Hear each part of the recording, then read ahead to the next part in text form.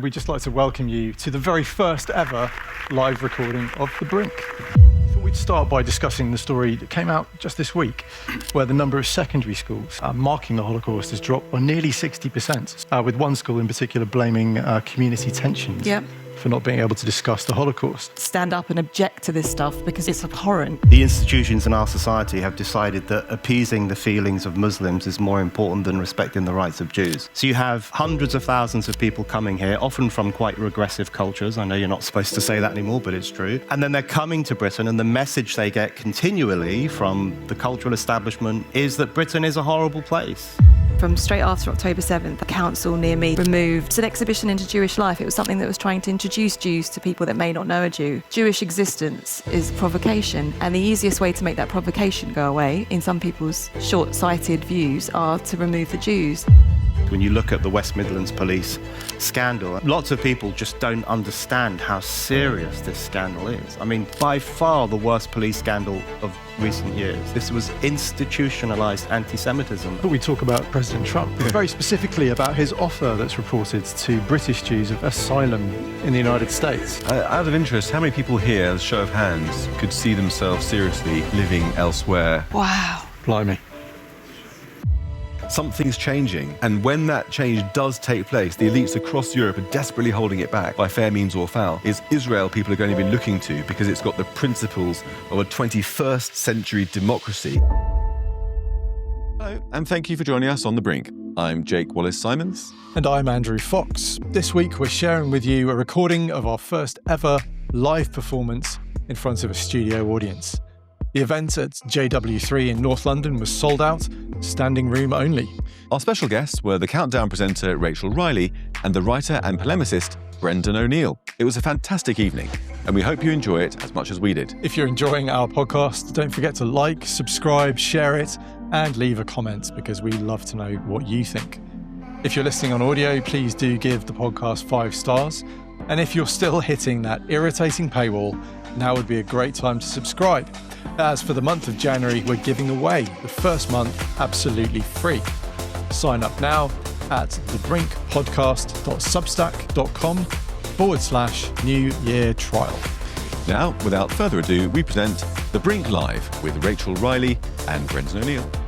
Well, good evening, everyone, and thank you for joining us on The Brink. I'm Jake Wallace-Simons. And I'm Andrew Fox, and we'd just like to welcome you to the very first ever live recording of The Brink.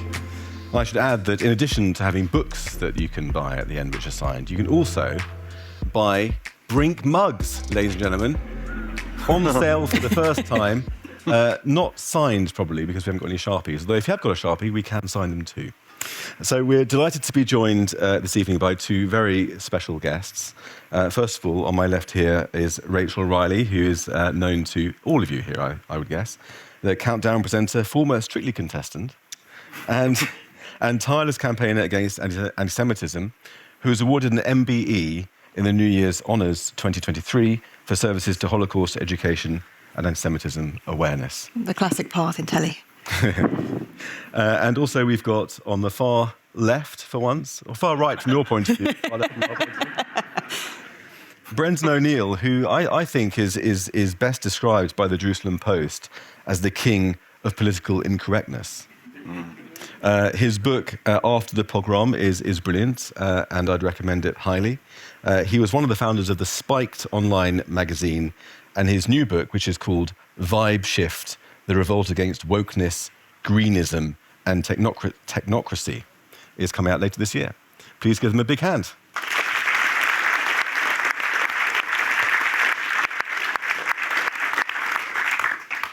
So, Rachel, given that your MBE was in Holocaust education or services too, we thought we'd start by discussing the story that came out just this week, where the number of secondary schools who are marking the Holocaust has dropped by nearly 60%. So from 2023, 2,000 schools were covering the Holocaust, down to 854 last year, with one school in particular blaming community tensions for not being able to discuss the Holocaust.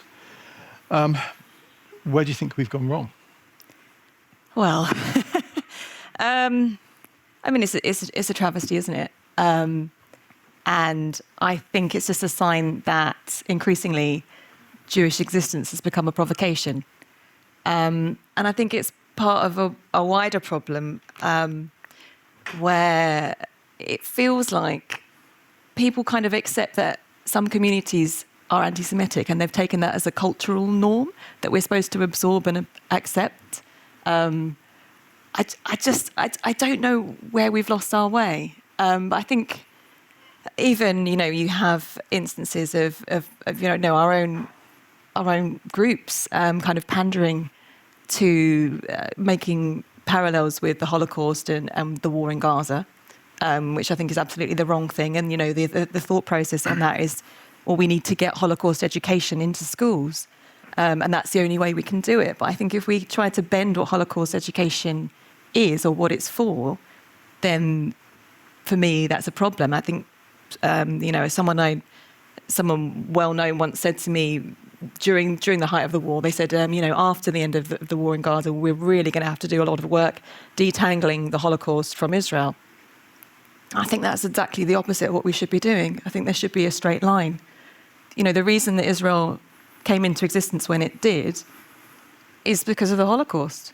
If you try to disassociate that, what is the point of Holocaust education? I think we have to have a really clear view of why we're talking about this. Internally for Jewish people, we're remembering the dead, we're honouring them, and it's a lesson for us and for future generations of what can happen.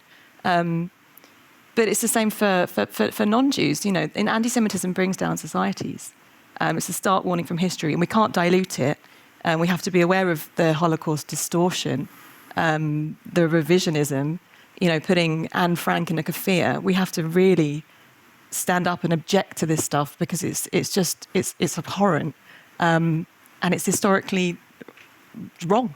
Mm. Yeah, do you know what? I take a slightly more aggressive view than that, in particular when it comes to Gaza. I'm well up for a more aggressive view. Obviously as a former paratrooper, that's just in my nature. But the comparison of Gaza to the Holocaust is an obscenity, and we should absolutely call it out as that. It's nothing close to that. There's no intent to exterminate people. Very few civilians have died comparatively to other wars. And the idea that somehow it's the same as an industrial machine to murder 6 million people is an obscenity, and I think we should get quite a lot more angry. Absolutely. And quite a lot more aggressive. I think for some people it seems reasonable. Well, obviously, nobody wants dead children, and every death is a tragedy. But other wars and other peoples don't get compared to the Nazis the same way that this inversion. You have to undermine the Jewish experience to be able to bring this hatred. Let's not pretend there are people that want to wipe Jews off the planet right now, and they're doing their darndest. They're spending a lot of money, and they're putting they're putting that as their goal over the prosperity of their own people. And we have to be alert to that. What do you make of it, Brendan? This sort of this instinct to reverse things, so that in reality, the Holocaust was one main factor in the emergence of Israel, and now the Holocaust is being kicked away, no longer being taught in schools. In fact, Jews have been erased from Holocaust memorialization for some time. Last year, there was several high-profile cases, including Angela Rayner, if you remember her.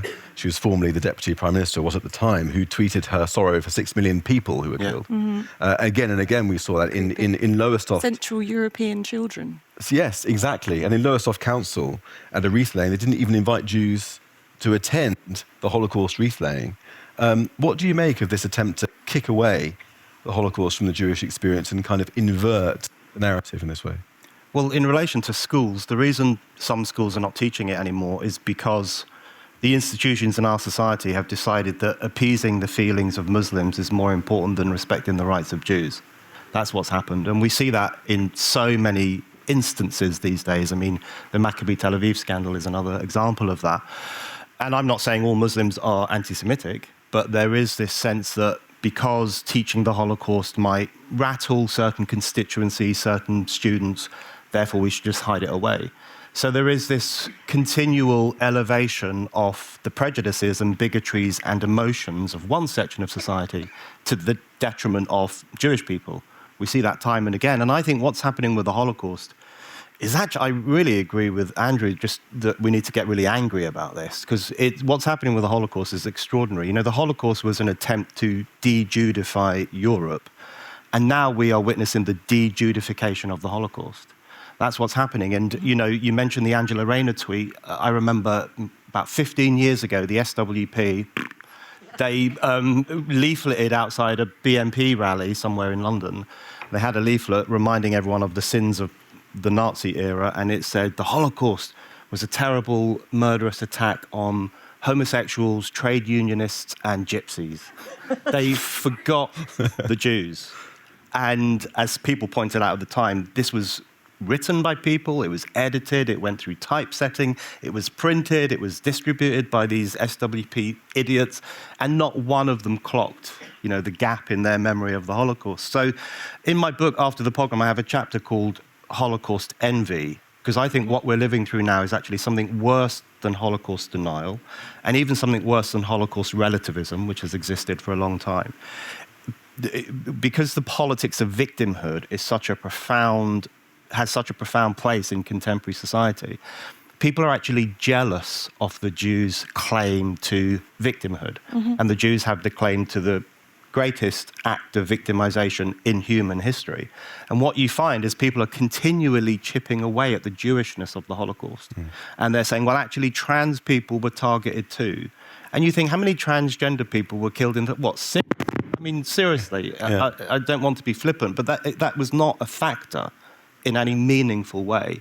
Or people would say, don't forget, homosexuals were killed too. Now, all of this is true, but the Holocaust was designed to wipe every last Jew from the face of the earth. And the undermining of that truth by people who want to weaponize the Holocaust against Jews and against Israel, and to say that the Jews have now become the very monsters that once targeted them, that kind of inversion of the truth and inversion of morality, that's one of the most sinister projects of our time. So I think teaching the truth of the Holocaust, the actual truth of it, has never been more important. Yeah. Brendan, I'd like to pull you back to an earlier point where you talked about appeasing one community at the expense of another. Do you think that's a bigger problem? And actually what we're seeing with the kind of attacks on Jews, the anti-Semitism, the Holocaust denial, is just a symptom of a wider problem that is essentially failure of integration of certain new groups that have come into the UK that have a Muslim country background? Failure of integration? Yes.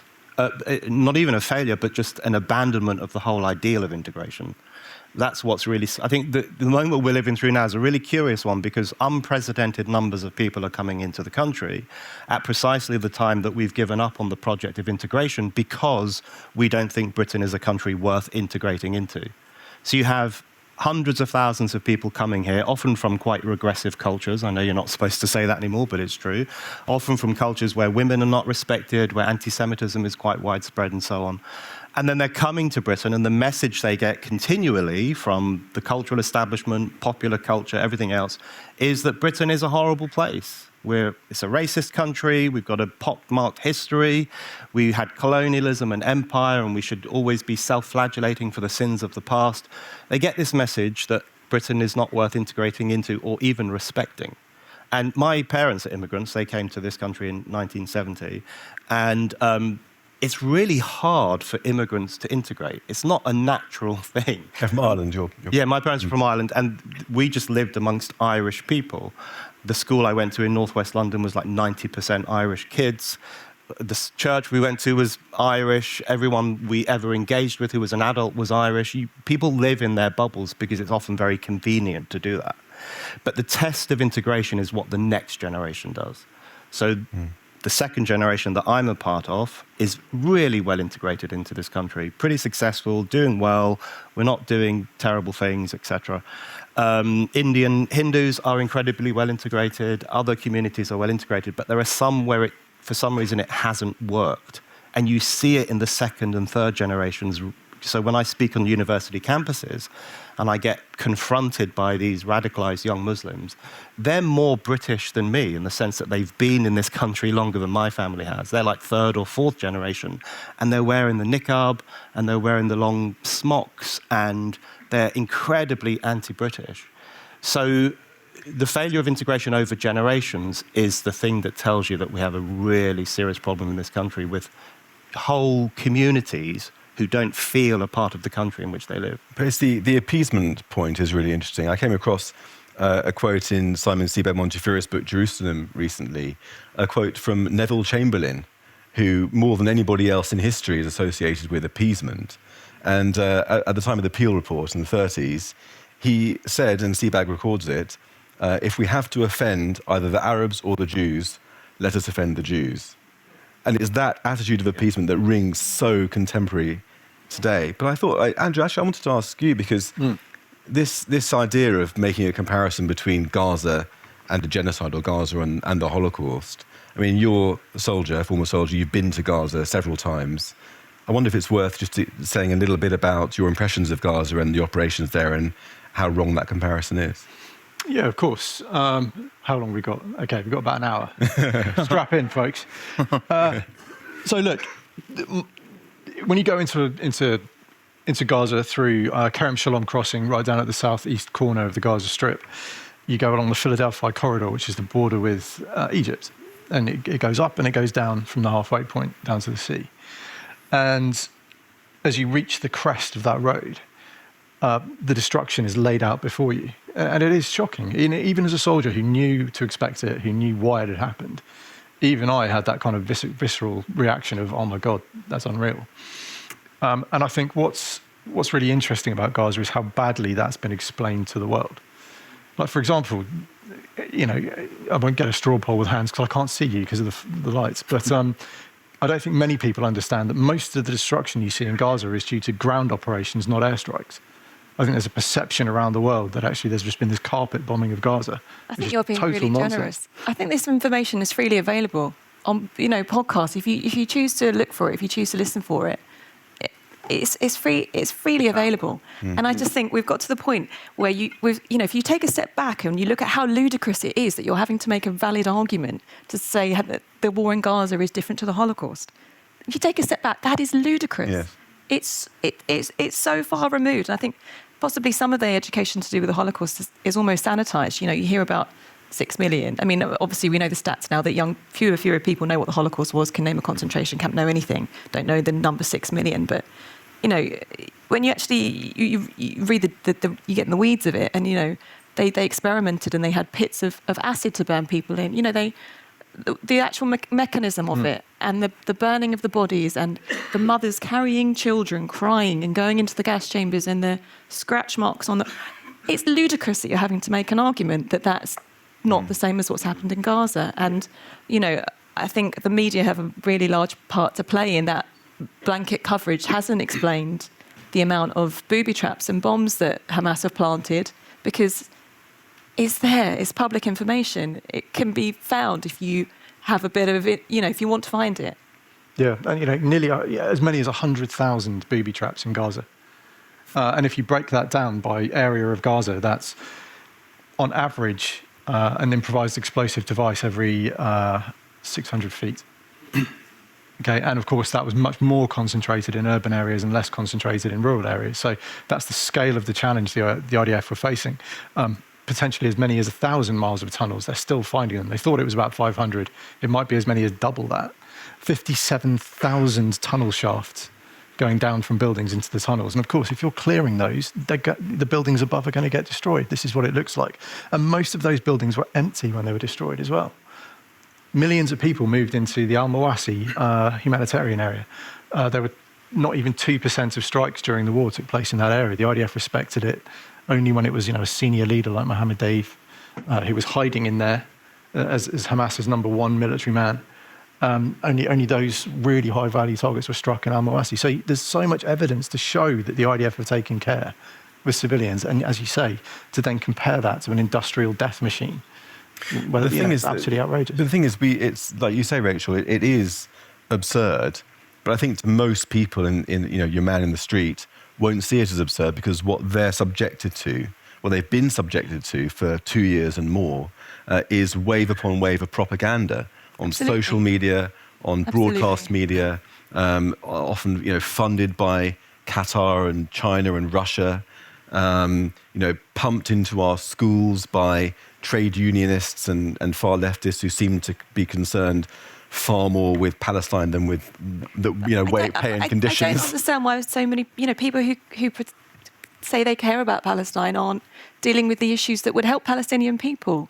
Yeah. Because if Hamas planned this with this goal, they protect their rockets. They built the tunnel system larger than the London Underground system to protect themselves and use their own children as human shields with this goal of having. They say this openly. Yeah. What I don't understand is why so many organisations, whether it's money, I don't know, but so many of the NGOs, that their task is supposed to be humanitarian, and they're just dooming these people.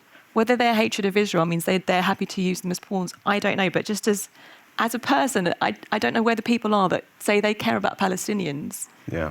Why they don't actually do anything that would help them. I mean, because Jews and Israelis, I think, would be the first people to put their hands up. I mean, the people in the Kibbutz Sim in the south of Israel were the biggest peaceniks. And if you genuinely cared, just listen to the arguments and do something that will help them. Yeah, I mean, we did a whole episode, didn't we, with Anne Hertzberg about the NGO complex and how it's been, it's got a built-in mechanism to favour the Palestinians. But Brandon, maybe Iran is relevant here, or rather the response that the great and the good, from Gary Lineker to Greta Thunberg, even to the Prime Minister, their response to the Iranian massacres has been so different, hasn't it, as Rachel's been alluding to their response to Gaza. What do you make of that? Oh yeah, hugely different. There's such a cautious, cagey response from the left, from officialdom, from the media. It's nowhere near what they said about Gaza, not even remotely close to it, which is so striking. In relation to the Gaza question and the genocide accusation, I mean, it's so apparent that that's just the new blood libel. That's what it is. And anti-Zionism is the form that anti-Semitism takes in the 21st century. Everything people used to say about the Jewish people, they now say about the Jewish state. They used to say the Jewish people were uniquely bloodthirsty. They now say that about Israel. They used to say the Jewish people took pleasure in killing children. They now say that about Israel. They're obsessed with the idea that Israel purposely kills children. They used to say that the Jewish people were the puppeteers of world affairs. They now say that about Israel. Israel is the secret controller of America and Britain and everything else. They expect us to believe it's a coincidence that everything people used to say about the Jews as they were pushing them into the town square to kill them, that it's entirely coincidental that they now say that about the Jewish nation. Well, I don't buy that that's coincidental. It's because the old hatred has been given a bit of spit and polish and turned into supposed anti-imperialism. And the Holocaust accusation in relation to Gaza is intentionally... Howard Jacobson makes this point. He says there are thousands of years of war and horror that you could compare Gaza to, or Sudan to, or whatever else you want to talk about. The reason they call Gaza the new Warsaw Ghetto, the reason they say Israel are the new Nazis, the reason they say this is the worst thing to happen since the Holocaust, is because they intentionally want to wound Jews with their own historic grief. That's the aim of it. It's a racist project. Whenever someone says that what's happening in Gaza is a genocide, they are a part of a racist ideological project, whether they recognize that or not. And then the difference in relation to Iran is just so striking. The left has been completely exposed on this. I was on the March for a Free Iran in London yesterday, and it was brilliant. It was noisy and very disciplined, and this long stream of people crying for the fall of the theocratic regime. It was great to be a part of it, but it was predominantly Iranian people. That makes perfect sense. Lots of Iranians in London. They want a free country, free of the Islamic Republic. But I kept thinking, where are the rest of the Brits? We all know what's happening in Iran. We can see it. We've read about it. Why weren't we on the streets as well? And the left absolutely was not there. The kafir classes, those ponces who've been going around wearing the Palestine flag like a pashmina for the past 2.5 years, and, rattling their jewellery and clapping whenever Sally Rooney says some stupid stuff about Israel. All those people, they're nowhere to be seen on this question. Yeah. And I'll tell you why. Because they don't give a damn about people's lives in the Middle East. They only care about destroying the Jewish homeland. Yeah. And that is now clear for absolutely everyone to see. Yeah.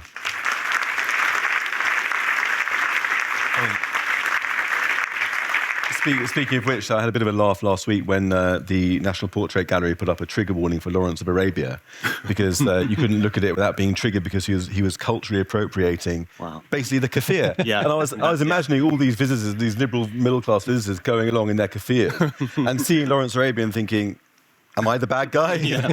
But actually, one thing I wanted to ask all of you, just briefly, is to take a step back. I wonder what lies behind your particular passion for getting stuck in and fighting this fight. Because it must be, none of you had to do it. Why do you do it? Starting with, I don't know, who can I start with? You, Rachel. Well, but somehow some people don't realise I'm Jewish. So my mum's Jewish and my dad's Man United. So we've got, it's a mixed upbringing. It's quite funny when you get him when he's drinking. You did that the other day. And, we went to Old Trafford more than we ever went to Shul, but I was just brought up. I'm so sorry. I knew about the Holocaust. I knew about the Holocaust. I was taught what happens when good people stay silent. And now it breaks my heart when you see survivors just, in desperation saying we're seeing things again. And it's just under your skin.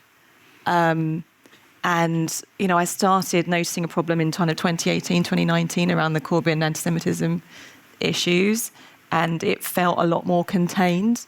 You could kind of see this coming because you could see the critical race theory in America. You could see things being imported. You could see everything being turned upside down. And before I was kind of consuming Jewish media, I just noticed over 10 years, I couldn't put my finger on it, but I could sense there was this distancing of anyone who wanted to mention Israel. They would distance themselves from something. There'd be some throat clearing. They might not know what they were clearing their throat about, but there was. Whereas there wasn't any of that when talking about Palestine. You wouldn't have to distance yourself from Hamas or PIJ or any of that. And it just smelt funny.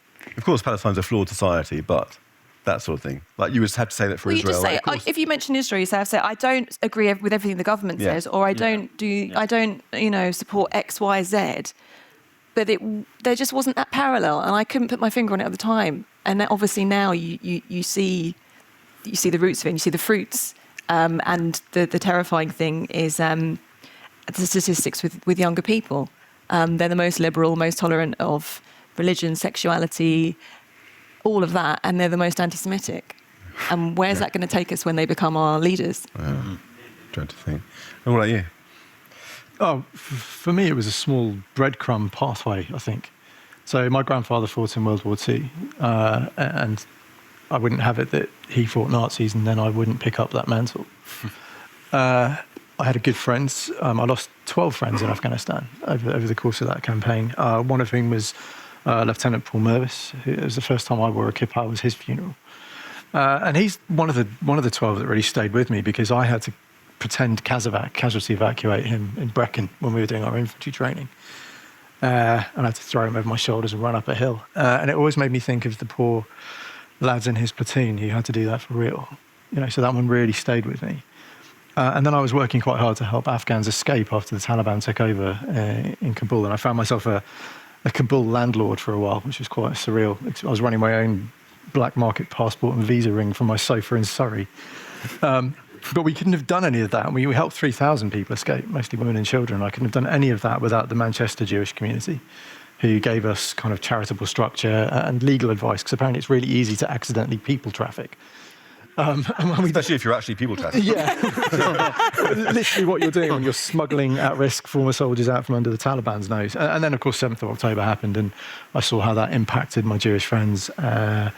And it inspired me to say something about it, which got me a trip to Israel and walk the kibbutzim that had been so violated on 7th of October, seeing that firsthand. And, I was a Middle East researcher. I was getting it over Telegram on the day, but it's not the same as when you walk in human ashes in a burnt-out building in Kibbutz Be'eri. That kind of thing stays with you. So that's why. And your grandfather he liberated one of the concentration camps? So. Yeah, it was one of the ones, I can't remember. He was US Army Air Force intelligence, so he wasn't frontline troops, but yeah, he was certainly part of that thrust into Germany. What about you, Brendan? I just hate fascists. I always have. I just don't like them.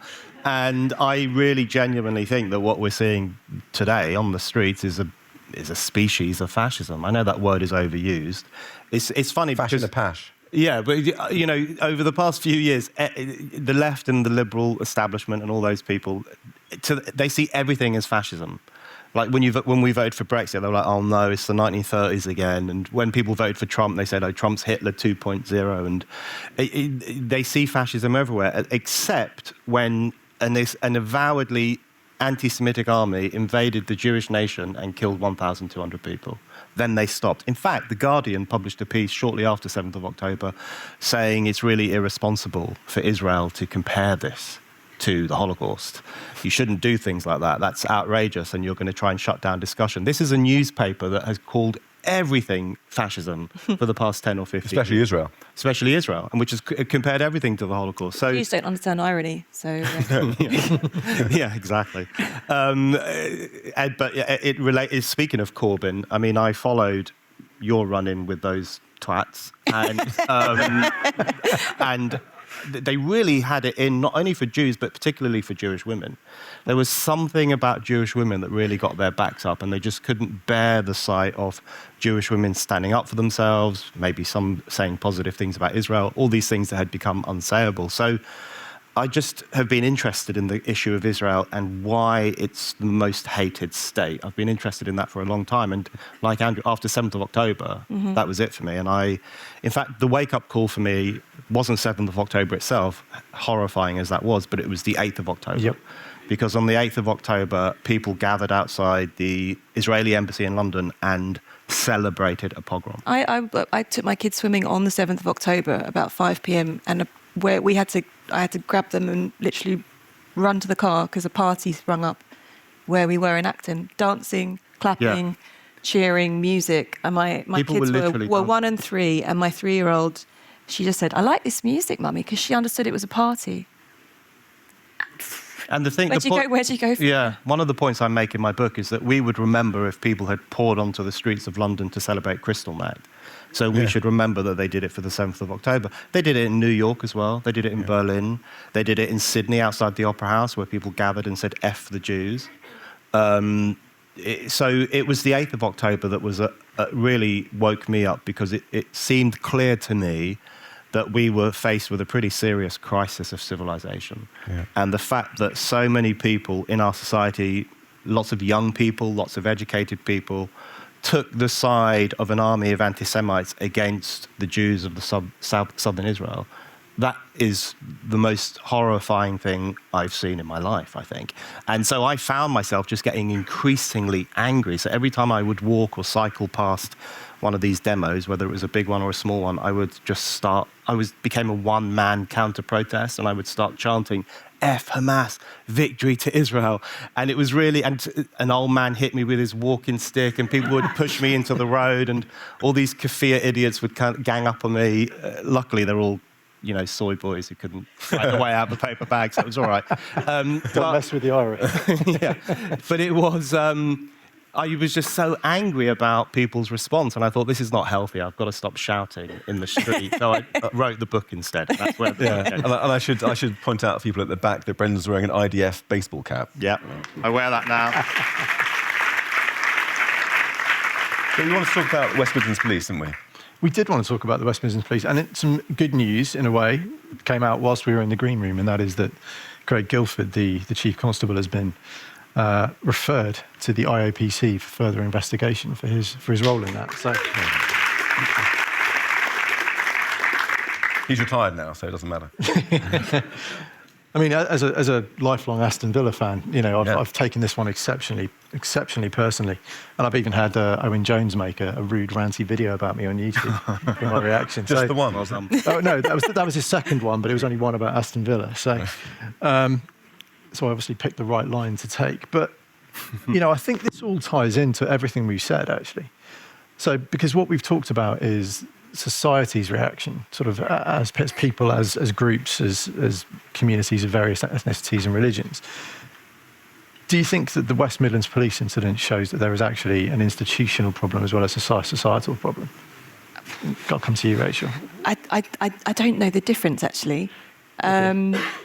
I think it's just the same answer in so many cases from straight after October 7th. I think there was a council near me somewhere that removed a Holocaust exhibition. Oh, no, it wasn't a Holocaust. It was just an exhibition into Jewish life. It was something that was trying to introduce Jews to people that may not know a Jew. Completely innocuous, completely apolitical, but it might offend people, so they remove it. Again, it's a Jewish existence is provocation, and the easiest way to make that provocation go away, in some people's short-sighted views, are to remove the Jews. Yeah. And what we're going to do? Send a strongly worded letter? I feel like that's the response, and in that his defence, I think he's a moron. Because Craig Guilford, you mean? Yeah. That's the best about thing as good as the defence. I'm a geek enough that I watched them in full, the two inquiries in Parliament, and I'm not even sure he's aware of how much he's been played and how misguided, how wrong, how inverted the evidence he used was. And to sit there brazenly, barefaced, and say, well, we looked in the normal places where we would find information about football hooliganism or incidents, and we didn't find it, so we went to Google. Yeah. Or so we went to, and to not realise there's wasn't it? Well, he didn't realise it was AI. I mean, it was Copilot in the end. But to think that was a reasonable position, we were looking for something, it wasn't there, so we went to find it somewhere else. And not to have a problem with that. Like, why are you looking? It's the same problem with Israel in general. There's this microscopic lens on it, and it blinkers everyone from everything else going on around, and it takes away any context and any comparison with other clubs or other events. It's just, it's a scandal. And it's right. I mean, at least this one is being dealt with, and it's having the eyes on it that it should have, because so many just kind of get brushed under the carpet and ignored. Well, there's also a trend I've noticed where if you said it about any other group, you would be hounded out of public life immediately. Whereas if we look at Gary Lineker, was just allowed to move on from Match of the Day. If we look at Craig Guilford, just allowed to retire. The uproar just simply isn't there. Well, it's the same group of people that group. find microaggressions in everything.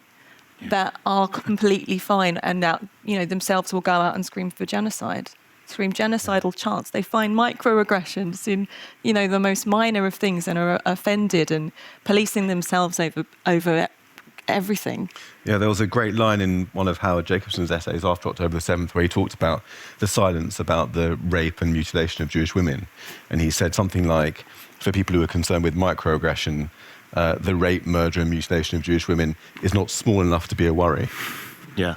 Which really summed up that sort of narcissism of these people. But, I mean, there's a deeper problem here, isn't there, Brendan, which is, let's name it, the Muslim Brotherhood.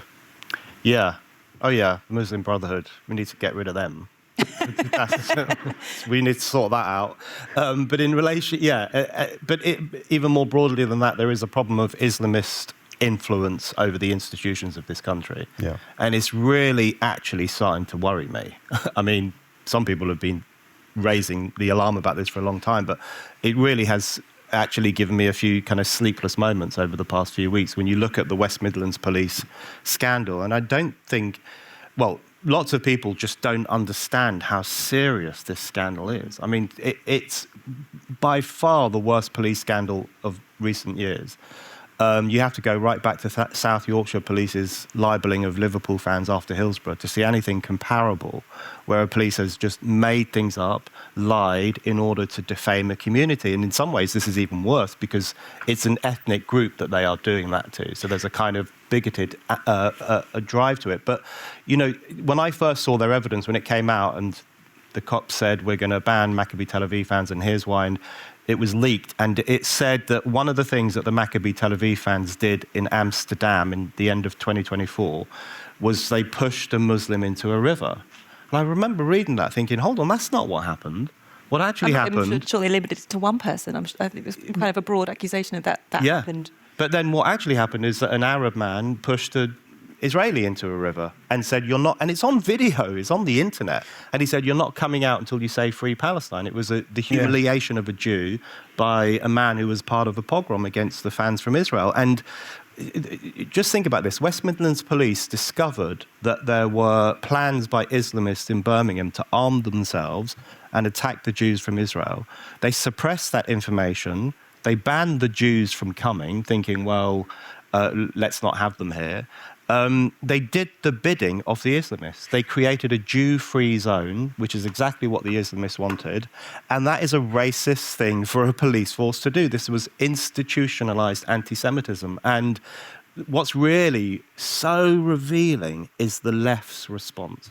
For the first time in my life, the left is defending a police force against accusations of racism. And the reason they're doing that is because the people the police are accused of being racist against are Jews, and the left don't give a damn about Jews. That's what's going on here. But I mean, I think it's worth, I've noted down just a few details because it's easy to kind of summarise that the police lied. But when you look at the details, that's where the devil is. And you know, in August was when the game was drawn, the match between Maccabi Tel Aviv and Aston Villa. And the petition that Ayub Khan and Jeremy Corbyn launched was within a few days. It was on the internet, calling for a ban of this team for three reasons. One was that they're Israeli, they've conducted a genocide. Two was that all the European nations are banning Israeli teams because they've conducted a genocide. And third was, they've got some hooligans. So it wasn't even, no, there were two out of the three. It shifted as the time went. And then on October the 7th, I mean, they say we don't understand irony, but on October the 7th that year, that was their first closed meeting that they had with the police and local officials. There were two councillors, Wasim Zafar and Mumtaz Hussein. Both of them had openly called for BDS and wanted to ban them because they were Israeli, didn't recuse themselves. And that was the famous meeting where the police were on record saying, in the absence of intelligence, we think we should ban the team. Yeah. In the absence of intelligence. And later, that line, in the absence of intelligence, was redacted from the official reports that were released. It was only the Sunday Times that managed to get the unedited report that finally revealed that line. After that, they began to scrabble to get so-called intelligence to justify the decision they'd already made without intelligence, and they just exaggerated it and fabricated it. They went from 1,200 police officers had been deployed in Amsterdam. They said it was 5,000. They had initial. Get this. This still is mind-boggling. They had an initial threat assessment where they said the threat to Muslims was low, the threat to local Jews was medium, and the threat to travelling Israeli fans was high. And within a couple of weeks, they'd revised it. So the threat to Muslims was high, the threat to the Israelis had gone down to medium, and the threat to local Jews had been totally erased. I mean, this is the sort of duplicity and arse-covering and lies there couldn't have been the police have done. There couldn't have been a better person to advise on this than Lord John Mann. He is the anti-Semitism czar, and he's a football fan, and he's chair of the Leeds supporters group, so he has experience in football management outside of anti-Semitism. And he gave this incredibly detailed report which played down Amsterdam on both sides and gave really viable solutions. And they just said, we didn't trust it. They did it without any basis for that. That's right. And the final bit of it, of course, was that when the Dutch police mocked West Midlands police and said all of your intelligence is rubbish, we never said that, they said, yes, you did, but it was on a Zoom call with two of you and we didn't record it. Unbelievable. But the thing is that, I mean, the two things that strike me, I don't know what you guys think about it, but number one is how clearly the Islamists, i.e. Muslim Brotherhood types, have managed to manipulate the police and do their bidding. I mean, one person from a local kind of controversial mosque, shall we say, was on the panel that appointed Craig Guilford in the first place. And the second is how successful they were in manipulating public opinion, because at the height of the row, YouGov showed that the public actually bought that narrative and thought, banning the Israelis was actually a good thing. I think another big part of this is, the reason they kind of removed the Jews, because if the Jews were there would have been mass protests, there would have been problems, and there would likely have been violence. That's a big story. Yeah. The problem is our police force aren't equipped to deal with the level of threat to violence that we have. And that's kind of been lost in the argument with the police. Like the concerns they had that made them make these horrific decisions and cover their tracks are valid. And the week before they decided to ban the Maccabi fans, or the same week, the police the West Midlands police advised the ban of a Diwali celebration, and that's in the Telegraph has done this excellent breakdown of the whole scandal, and it mentions that in the same week they banned a Diwali celebration because they couldn't guarantee the safety of the local Hindus who wanted to attend that. That, to me, I mean, I I hadn't heard that before. That's interesting. And that is hard proof that they are under the influence of Islamists, because Islamists are intolerant not only towards Jews but also towards Hindus and to anyone who doesn't subscribe to their ideology. And, you know, people say, is Craig Guilford's position untenable? I mean, obviously it is. He should have gone long ago. But that's not enough. I mean, the whole force needs to be put under special measures. There's no other solution to it. They've posed for photographs with the Pakistani flag. They put out a tweet, West Midlands Police put out a tweet a couple of years ago saying, just to let the local community know, we've got prayer mats in the back of our vans. So if any of you are ever caught short of a prayer mat, just tell us and we'll give you one. What are you doing? That's not what the police are supposed to do. But they're obviously so in hoc to Islamist influences. Appeasement. And that is, it's appeasement. And that is the logic of the multicultural ideology. Because what it gives rise to is not a happy, clappy, shared society in which everyone is equal. It actually gives rise to this process of constant sectarian one-upmanship, where it pits communities against each other, and the loudest and the strongest and the noisiest tend to be the ones who can corrupt institutions and take over institutions. And that is clearly what happened with West Midlands Police. Police are supposed to police without fear or favour, and that is no longer happening in Birmingham. So the whole rotten lot of them have got to go. We're going to go to questions in a minute. We've got time for perhaps one more question before we do that. Yeah, I thought we'd talk about President Trump. Because that will take 4 minutes. very specifically about his offer that's reported to British Jews of asylum in the United States. Sounds like if It's a popular decision. Struggle to get an audience next year. Just start playing the Star-Spangled Banner right now, I guess. But yeah, do you think that's something that people should or will take up? And if not, why not? I mean, I can't see it happening. Can you? I mean, Well, I can now. no, I can't see that. You know, that actually going into force in America. I think he knows he knows how to play the media. Yeah. He knows how to get headlines. He knows how to distract away from whatever he wants distracting away from. I mean, he's someone described him as a cow in a supermarket or something like that. You just don't quite know what he's doing. Cow in a supermarket. Some bizarre, you know, just What's that what is he doing Yeah. there? Why is he doing this? I'm not sure. It's funny though, isn't it? The people outside of our country looking in on us. I went to a Jewish summer camp last year, and they were having 30-odd Israeli kids coming over each year, and the Israeli families at the height of the Gaza war were worried about sending their children to London and didn't. Yeah. So it's, you know, there's a perception thing, and you know, if anyone here is looking at where to go on holiday, and you're just thinking, I've seen them in the news, I've seen them in the news, I've seen them in the news. Is it safe? You know, I don't think we're at fleeing point right now, and I'm not sure. You know, you look at America, you can point to New York, or of course. the campuses. Do you know what? I've got an American Tokyo intern, right now. Ali, in Chicago.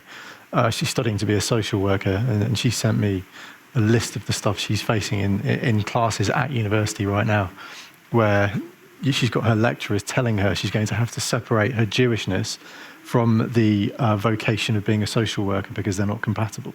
Wow. You know, that's how bad it is in America at certain points. And of course, Is that they're coming from a woke point of view, are they, in America? yeah. It's not a social. Because in America, they've also ideology. got the far right, which we don't really have here in the same way. But in America, they go into synagogues and shoot people, or they have done in the Tree of Life shooting. And I think it was yesterday. There was, Myron Gaines, Nick Fuentes, the Tate brothers, dancing and singing to Heil Hitler by Kanye West whilst giving Nazi salutes in the back of a limo. Yeah, there are actual Nazis in America that we don't have here. Someone called them queers for Palestine when they saw that program, which made me laugh. But I love Trump. He's such a clown. He just is. But you're absolutely right. He knows how to play these issues. And he knows that when he says, British Jews, you can get asylum in America, he's sending a message to the British government, and he knows what he's doing, and he's riling the liberal establishment in this country and the media elites who are in denial about the problem of anti-Semitism. So I think he's quite conscious of what he's doing. I don't think it's really a practical offer so much as a propagandistic point, and probably one worth making, which is that things have become tough for Jewish communities in the UK, even worse in France. Well, I feel bad. French Jews have been flooding into London for years, and now.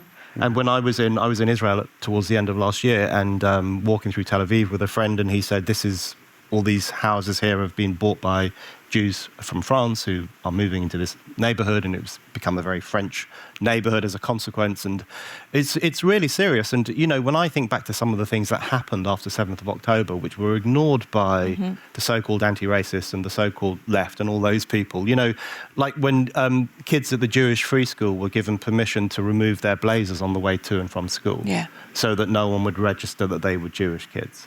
Or when a 14-year-old girl in Stamford Hill had a glass bottle thrown at her head. Or just a few months ago, a 14-year-old Jewish boy was beaten up on the tube and had to be briefly hospitalised. I mean, these things happen every week. And I'm not saying that to the Manchester synagogue shooting. And the Manchester synagogue shooting. And in America, I mean, Trump can talk, but let's not forget that in America, an elderly Jewish lady was burnt to death by a man shouting "Free Palestine," and 2 people were shot outside the Jewish Museum in Washington, D.C., also by a man shouting "Free Palestine," because under the Palestine colours, people are resuscitating their hatred for Jews.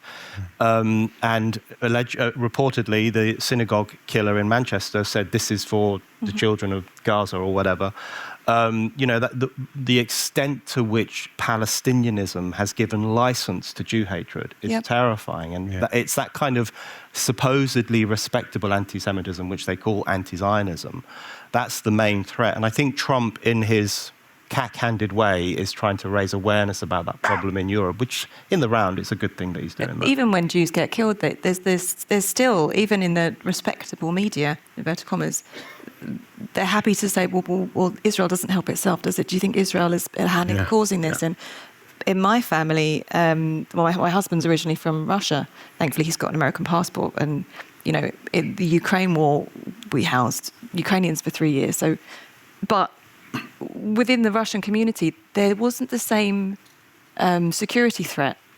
My kids were at Russian school, and there were Russians, Ukrainians, Moldovans, everyone there.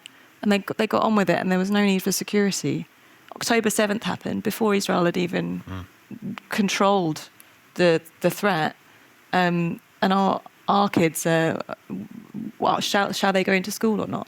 And it's just the blinkers that people put on solely when it's to do with Israel, and you realise how unreasonable it all is. When you look at how every other conflict or the other people, you know, thankfully my Russian friends aren't accused of genocide by anybody. Even though their government literally is. Even though their government is doing all the things they're being accused of. Right. We are going to... So where we're going to end in about half an hour is with a note of hope. Or if not hope, at least some defiance. That's that. Either plan A or plan B. But before we get there, we're going to take some questions from the audience. And Andrew has informed me that the best question will win Andrew's mug, which you will not want to wash because it might be worth something on eBay one day. But we do mean questions because we don't want long rambling statements. Yeah, it needs to end in a question mark. Give it about 75 to 100 words, maybe a couple of two sentences. You know what I mean, that sort of thing. Right, where are the mics? Hands up with the mics. One there and just one? One there as well. Okay. So we'll take like 2 or 3 or I love a Jewish audience. You get questions. Everyone else sits there like this. Okay, we'll take a few and then we'll take a batch. So if we start in the middle and then come down and go up. So someone there with the blue. Is it blue? Purple? Stripes? What colour? Stand up, sir, please. So I've got a question for Brendan and a question for Rachel. Brendan, can you please explain what the Irish problem with Israel and the Jews is? Because it's just really exploded over the last few years. And Rachel, how bad is it in the media and the kind of light entertainment industry? Because not only does Gary Lineker do what he wants, he gets an award for it, and no one cares. And Nadia Sawalha carries on Loose Women, and no one cares. Should we answer that straight away? Yeah. Well, I don't know what's happened to Ireland. It's gone nuts. I love Ireland. I go there all the time, 3 or 4 times a year. I did a 23andMe test once, and I'm like 93% Irish. I'm like the most Irish person ever. What was the other 7%? There's a little bit of Scottish, tiny bit of Welsh. That's it. no Jewish, I'm afraid. And not a drop of English blood. Oh, really? None at all. So there you No go. one's perfect. The islands lost the plot. The only way I can explain it is that... If you've been enjoying the conversation so far, don't panic. To catch the rest of the episode, just head over to our Substack at thebrinkpodcast.co.uk.